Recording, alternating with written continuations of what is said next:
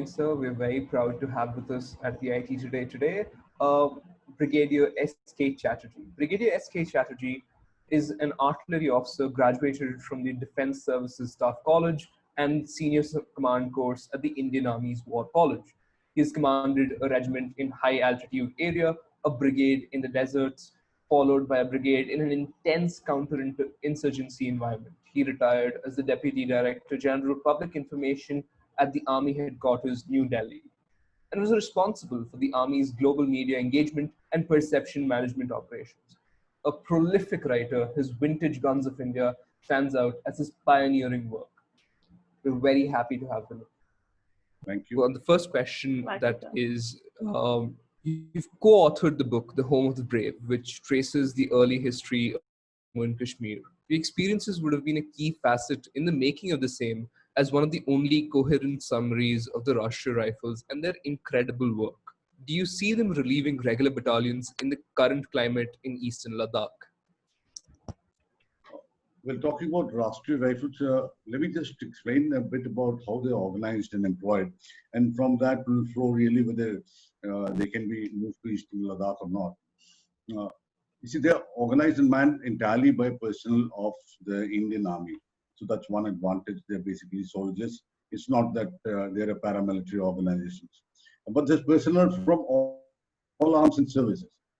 Right? They go on a tenure basis over there. A battalion, let's say Rashtriya Rifle Battalion, is always affiliated to a particular infantry regiment. Let's say we have the Rajput regiment, we have the Gorkhas, we have Mahar, we have different regiments in our district, so they're affiliated over there. And the manpower primarily is from that particular regiment. Like if you're affiliated to Rajput, you'll primarily get your manpower from Rajput. They are a counter-insurgency force primarily, and otherwise your designated counter-insurgency force in the country is supposed to be the CRPF. Now, every battalion, whether it is RR or whether it's a regular battalion of the army, everybody has secondary tasks. So one of the secondary tasks is also beyond this counter-insurgency environment that we're talking about. Now, rather than moving them, thinking of moving them into eastern Ladakh, what is more probable is that they will be asked to replace regular battalions, let's say, who are in the counter-insurgency grid along the line of control with Pakistani occupied Kashmir. So you put them there, relieve the regular battalion, send them across to, let's say, eastern Ladakh. That would be a better way of employing them, because should you want to shift Rashtriya Rifles Battalion to Ladakh, these battalions are lighter in equipment profile. Their training is slightly different. So you will require to do a reorientation training. You will also require to equip them as heavily as a normal infantry battalion to take on tasks in eastern Ladakh.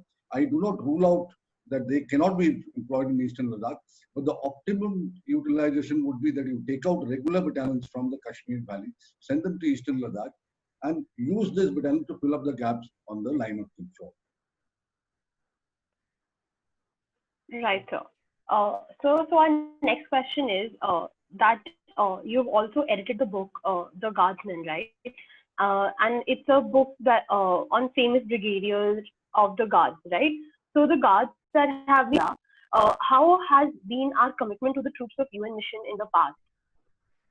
Look, as far as the Guards go, let me just tell you a little bit about Guards. Since we talked about Guards, though UN missions really is your focus, it appears, but Guards are a very old regiment in a lot of armies. You know, the British people, they have them. Switzerland had them. France had them. Russia had them. Holland had them.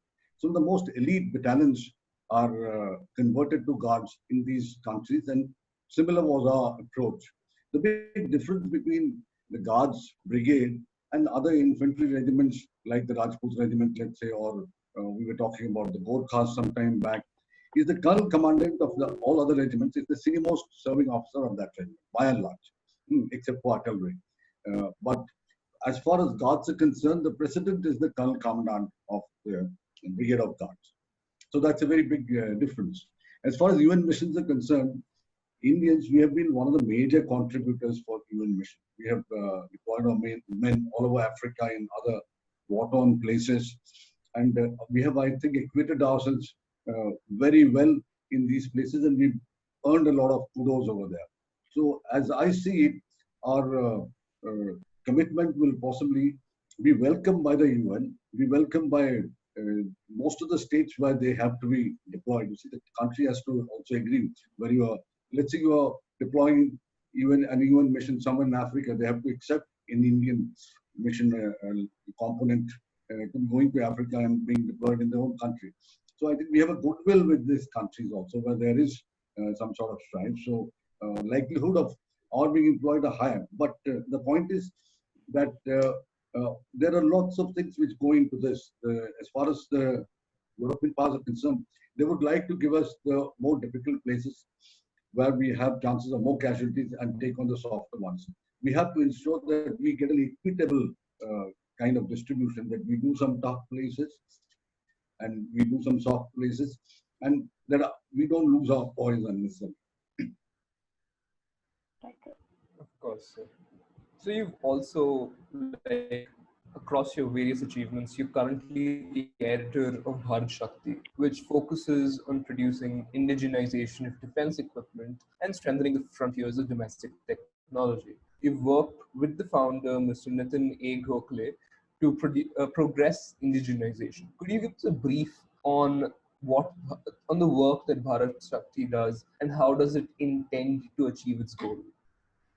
Look, we are about 5 years old. Firstly, we are a web platform, which is a digital platform, which is about 5 years old. And basically, we are the only platform, I think, in the country, which is, you can say it's the Indian defense industries platform.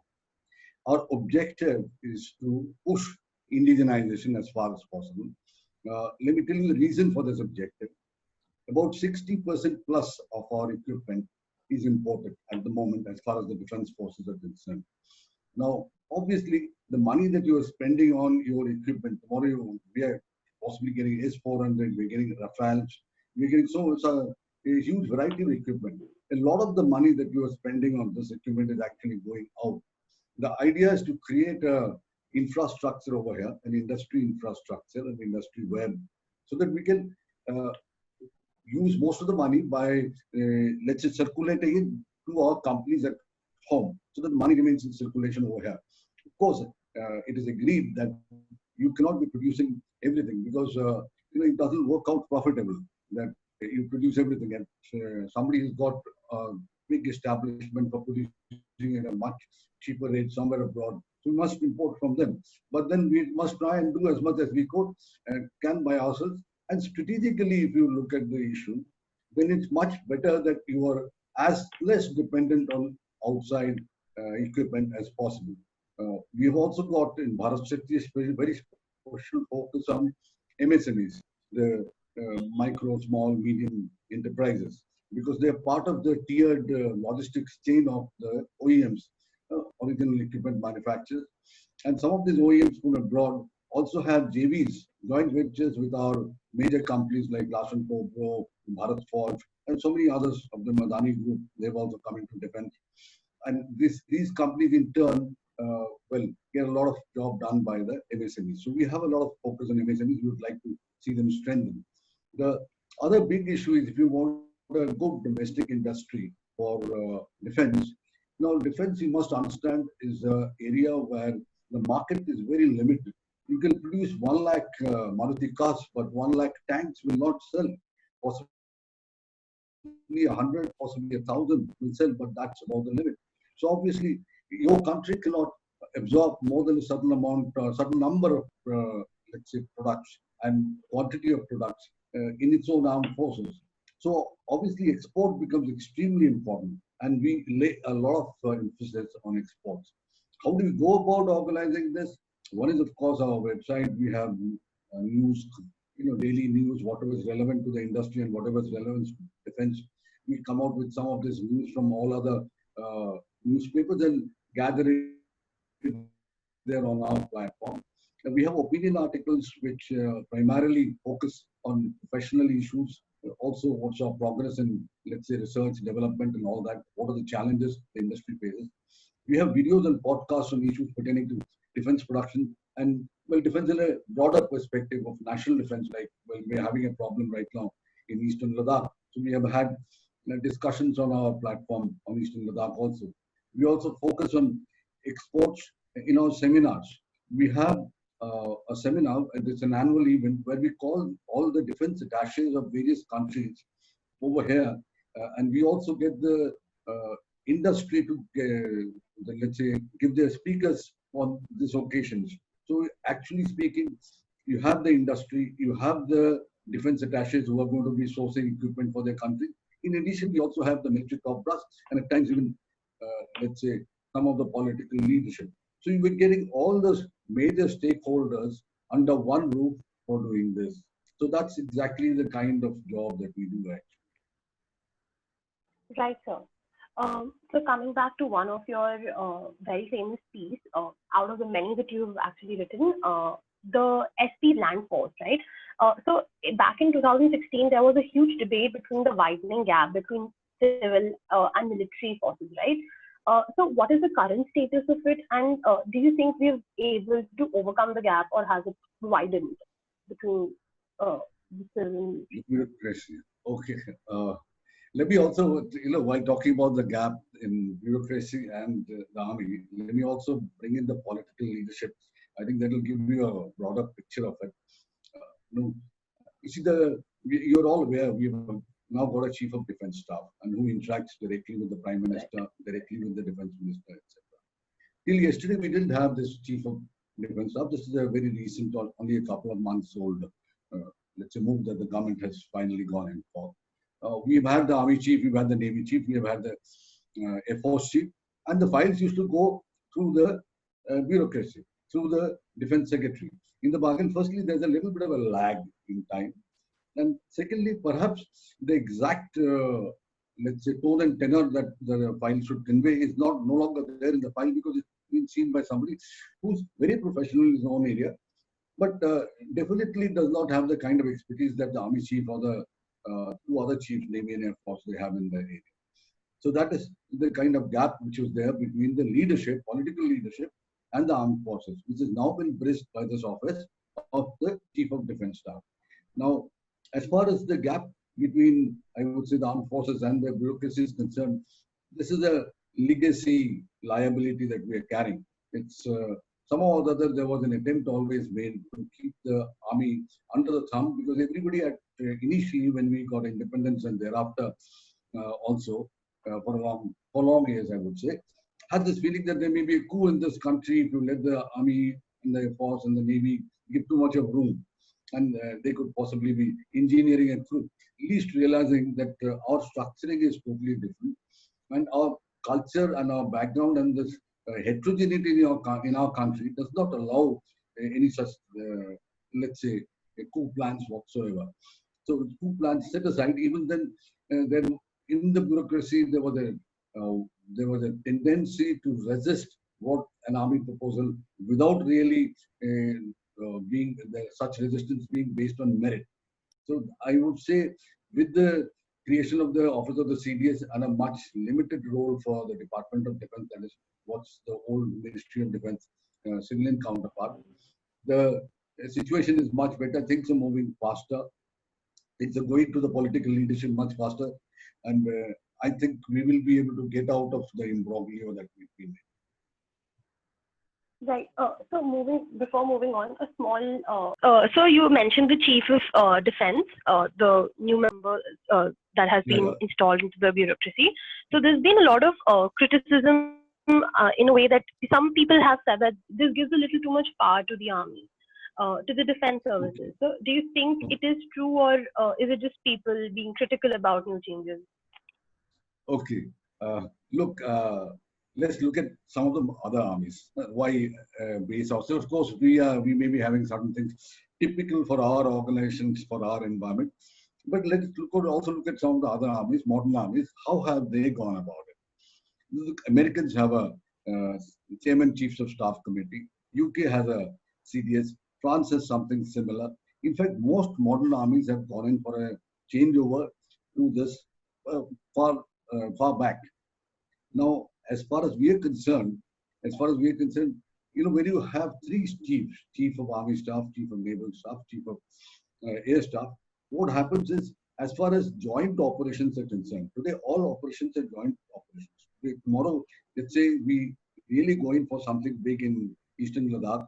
In that case, the Air Force will also be involved, and the Navy, by the way, will also be involved. No, not directly, but they will go and perhaps stop the shipping of the Chinese somewhere in the Indian Ocean or maybe some other place. I'm just giving an example that comes to my mind first and foremost. So to get this jointness going, which is extremely important in modern warfare, there is a requirement of one man on top who takes care of all three services. Right. Beyond jointness, let's look at procurement. We were just talking about tanks, etc., being manufactured. Let's look at procurement.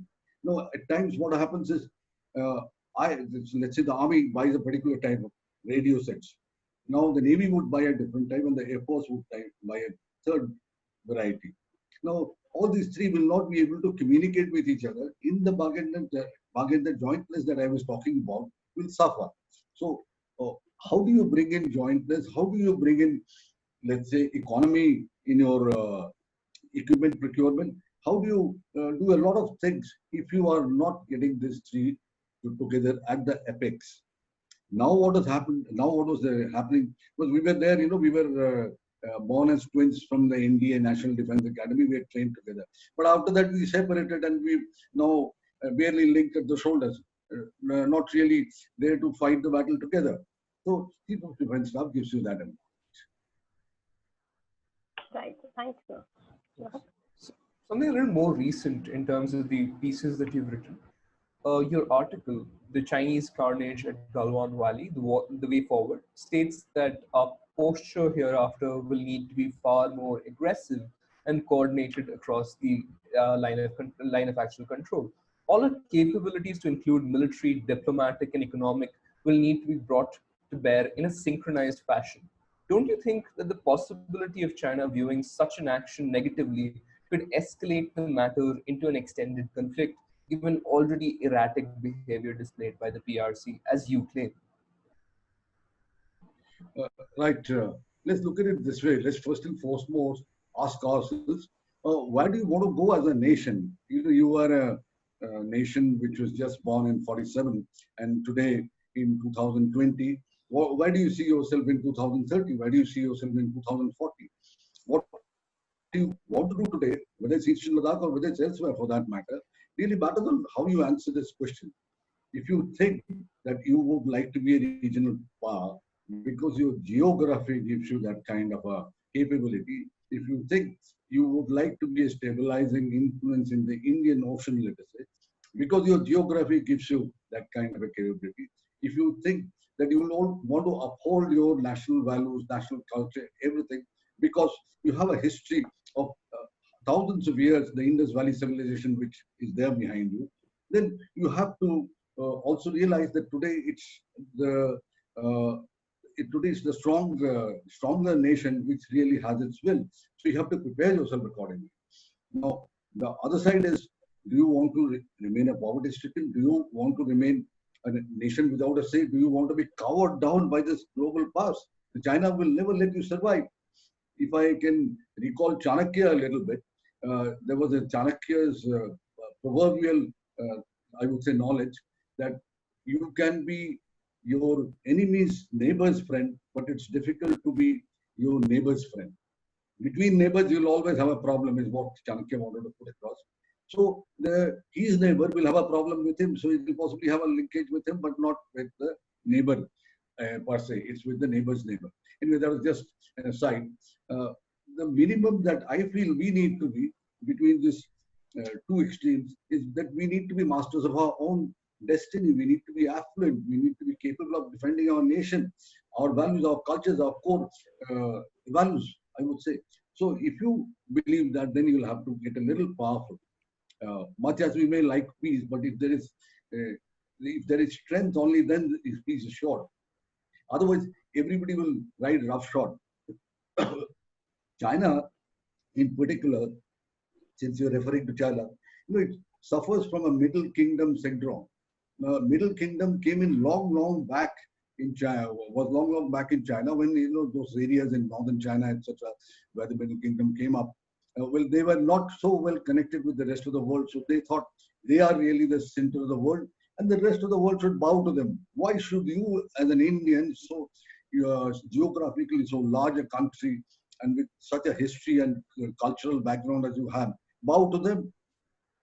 We can very well live with them as equals. We have nothing against them. But then if they try and usurp our territory, we have to at some point take a stand. If you don't take a stand in Eastern Ladakh, where do you want to take a stand? Do you want to take a stand in Jammu? Do you want to take a stand in only when it comes to Delhi? So let's stop them where we can. To me, my Indian pride is very important. So, just as an extension of that, recently the Prime Minister visited the particular areas in question, and this movement could have significant effects in morale. What do you think are the implications of his arrival and his speech yesterday? Right. I think that's a very good question that you've brought up. Look, firstly, it's of course raising the morale of the troops. That's a very big issue which you yourself brought out. And when you talk about this morale issue, you please look at it in in the context of what he has done and what the Chinese have done. The Chinese have even denied their dead people an honor. After all, they lost some people, whatever be their numbers, at Galwan. We have got our dead back. We've honored them. The whole country is with them, with their families. So that, of course, is a very huge boost when we explain to the men that this is the difference between the two countries handle each other's unfortunate death cases as is shown by us and China. Now, beyond that, if you realize, in the border areas, the moment our defense minister goes, our prime minister goes, or for that matter, let us say, if you allow Dalai Lama to go to Sikkim, if you allow Dalai Lama to go to Arunachal Pradesh, so you find that there is a negative reaction to that from China. So this is quite stating to China right on the face by the Prime Minister landing up there in Karun that, listen, I want to convey to you that I am not going to leave an inch of my ground. This conveys it that we call it ours. When you see their line of actual control, which is the dividing line between us, it is not marked on the ground. We have often tried to give them marked maps. They have not accepted it. It was only in the central sector, that is your Uttarakhand and Himachal, that area, where they had once accepted the map, but then returned it without any comments. In the other sectors, they haven't even accepted the map. And that line of control, their perception seems to be moving westwards always. There is no fixed line of control. If you go to that line of actual control as they visualize it, prior to 62 was much deeper inside in their territory as compared to what is their territory now. In 62, they won a lot of territory. Beyond 62, they've again kept shifting it westwards. So we can't possibly accept that kind of a thing. So this is a message very clearly, if enough is enough, the Prime Minister going there. Whether they don't like it, whether there is escalation, we are ready for it. If that's your question, if we are ready for it, escalation. At the right time, we'll escalate. Yeah, so one small question before we wrap it up. So it's a fact known that territorial disputes take decades sometimes to find an ending or a solution, and at times there is it just seems a never-ending problem, right? So what do you think is the solution to the current dispute with China, or do you see an end to it, and what would it be and when would it be? Okay, the first point is get ready for it. You remember the Chinese started the long march, Mao Zedong. Get ready for a long march. This is going to be a long drawn job. This is not going to get resolved tomorrow morning. So we are in for a long battle. And I think if I go a little more into operational details and explain the situation as of now, I'm honestly not too worried about the entire Eastern Ladakh. I think if you come from north, Daulat Beg Oldie is there where we have that airstrip for landing heavy aircraft. It's quite safe. Then Galwan, they've already started moving back. That I think we'll be able to progress it. The problem is only in Pangong So area and the fingers. That particular area, there's a problem. While we say 1 to 4 is definitely ours and 4 to 8 is, 4 to 8 has always been very controversial. They say figure 8 to 4 is theirs, which we are not ready to accept. So there could be a problem there. And further south, let's see what happens. But as of now, they are deploying more and more troops all along the line of control, right starting from Eastern Ladakh to Arunachal Pradesh. So this is going to take time. The only way you can get the Chinese to bend is being equally tough. If anybody in this country is worried that whether we are strong enough or not to handle the Chinese, I think there's a requirement for him to understand that we are strong enough to do it. I'll give you a small example. There is a difference between a defensive battle and an offensive battle. Over here, let's say we are primarily the defender and the Chinese would attack. If the Chinese attack, the minimum requirement, supremacy required in terms of manpower is 3:1. You have to have 3 battalions, 3 men to fight 1 man, 1 battalion. So that's the kind of difference in the number of, the kind of resources that you have to bring to battle. So obviously for a defensive battle, we are very well prepared over there. Even the Chinese are aware of it. They are just testing our will, whether we get scared or go back or not. And as far as resolving it again is concerned, if you are strong, only then will you be able to. Right. So that was an absolutely amazing experience for all of us to talk to you and to gain such insights. Definitely, these were things that we were not aware of. And I'm sure all our viewers will gain the same amount of knowledge as we did. Thank you so much, sir, for joining us today. And so we hope to probably talk to you more about the entire issue once the long march is actually over.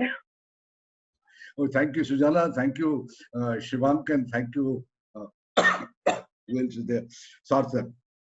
And thanks to your team. Thank you so much. Thanks to everybody for getting me on board. All the best. Thanks to you, sir, for joining us. Thank you. Thank you.